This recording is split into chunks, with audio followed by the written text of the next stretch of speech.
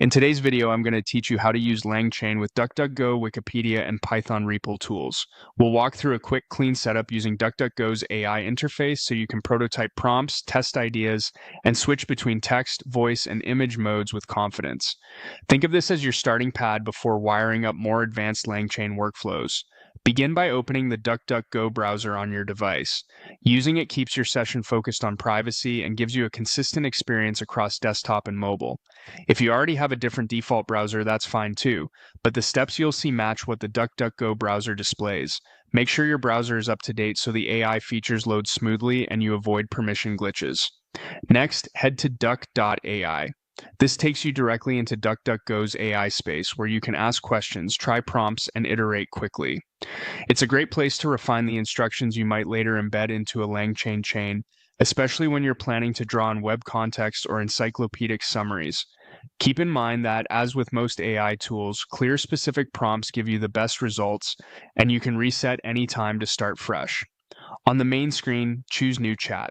This creates a brand new, empty conversation so previous context won't influence your results. Use this when you want to compare prompt variations or test how a single instruction performs without leftover history.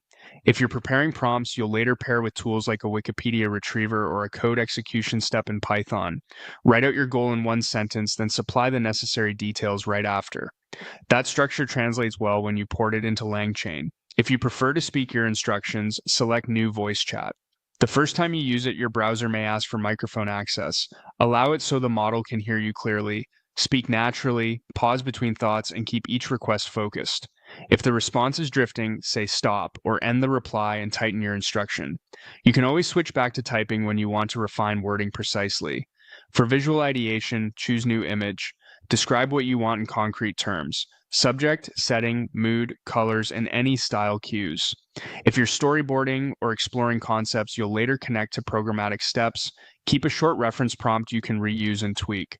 Avoid including personal or sensitive details in your descriptions. That's it. With a fresh chat, optional voice input, and image generation at your fingertips, you have a fast loop for designing and testing the prompts you'll bring into Langchain alongside sources like Wikipedia and code execution tools.